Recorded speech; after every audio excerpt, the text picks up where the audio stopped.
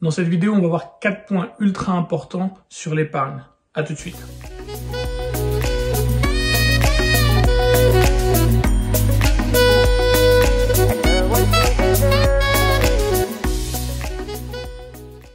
Alors bonjour, moi c'est Lionel d'Email Immobilier et sur cette chaîne on parle bien sûr d'immobilier mais plus précisément d'opérations de marchand de biens, d'achat-revente et de grosses plus-values.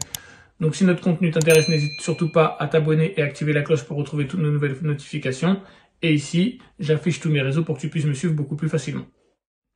Donc comme je te l'ai dit dans cette vidéo, on va voir 4 points très importants pour l'épargne en fait, qui vont en faveur du fait qu'il faut épargner pour se lancer dans l'immobilier. Alors le premier point qui est à mon avis le plus important, moi je commence toujours par le plus important, c'est le saut de charge. Le saut de charge, je vais expliquer c'est quoi, vous allez vite comprendre. En fait, on va prendre un jeune qui part de chez ses parents. D'ailleurs, j'ai fait une vidéo sur investir quand on est jeune, qui est ici, où je parle un peu de ce sujet-là.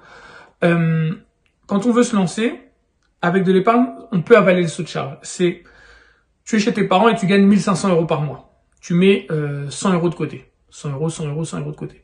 Quand tu veux acheter un appartement qui va te coûter avec un crédit de 600 € par mois, le banquier il va bien voir que, en fait, tu mets pas assez de côté pour faire face à tes futures charges. D'accord?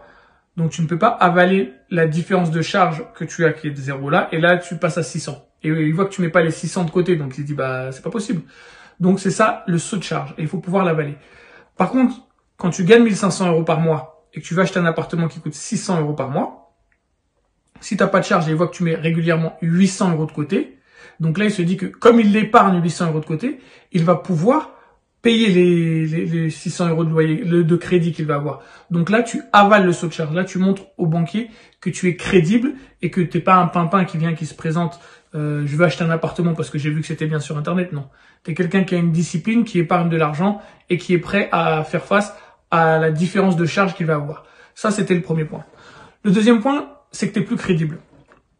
Plus quelqu'un a de l'épargne, plus il montre qu'il est discipliné. Et le banquier, il aime les gens disciplinés avec l'argent. Il aime pas voir un mois je suis à plus 1000, un mois je suis à moins 1000, un mois je suis à 700. Non. Il faut vraiment que tu aies une discipline, que régulièrement, les 700 et 800 € que tu épargnes, tu les mets tous les mois. Et là, tu as une crédibilité. Ça veut dire que le banquier, il voit que tu es quelqu'un de sérieux. Et en plus, lui, ça lui donne envie de te défendre ton dossier pour pouvoir t'octroyer ton crédit. Donc, le fait d'épargner peut t'aider à avoir le banquier dans ton camp. Ça, c'était le deuxième point. Le troisième point, c'est tu pourras obtenir de meilleurs taux pour emprunter. Comme tu es en position de force, il y a les taux d'intérêt, tu connais ce que c'est, tu pourras obtenir de meilleurs taux si tu as de l'épargne que si tu n'en as pas.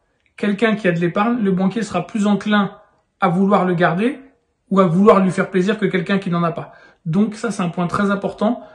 On donne l'argent appelle l'argent, donc plus tu as de l'argent, moins tu vas devoir en dépenser pour acheter le même appartement. Et ça aussi, c'est un point très important. Et le quatrième point, c'est que tu peux faire jouer la concurrence. Quand t'as pas d'épargne, c'est un petit peu dur de faire jouer la concurrence parce que tu vas aller dans les autres banques, elles vont pas t'ouvrir les portes en grand alors que t'as 400 € sur ton compte. Je dis pas que c'est pas bien d'avoir 400 € sur son compte. Je connais des gens qui ont 400, il y a des gens qui ont moins, il y a des gens qui sont à découvert. Je pense pas que ça soit bien d'être à découvert, donc si vous êtes à découvert, courage et puis essayez de remédier à ça. Mais clairement, pour faire jouer la concurrence, avoir de l'épargne, c'est un gros atout. Quand tu arrives chez le banquier pour acheter un appartement à 200 000 € et que tu as 60 000 sur ton compte, tu es crédible tout de suite. Et s'il veut pas te donner les conditions que tu lui demandes, tu peux lui dire, si vous ne m'aidez pas, je risque d'aller voir la concurrence. Crois-moi, déjà lui, il va rentrer dans la discipline, si ce n'est pas la soumission. Et en plus, tu peux aller voir d'autres banques qui, elles aussi, vont peut-être vouloir se plier encore plus en 4 pour te récupérer comme client. Donc voilà, on a vu 4 points qui montrent que l'épargne est un point très important dans la vie de l'investisseur immobilier. Si tu vois d'autres points, n'hésite pas à le mettre dans les commentaires, on en débattra. Et puis si tu es d'accord avec moi, tu peux aussi commenter pour me dire que tu es d'accord. Et on n'en débattra pas parce qu'on est d'accord. Mais bon, à bientôt dans la prochaine vidéo. Bye.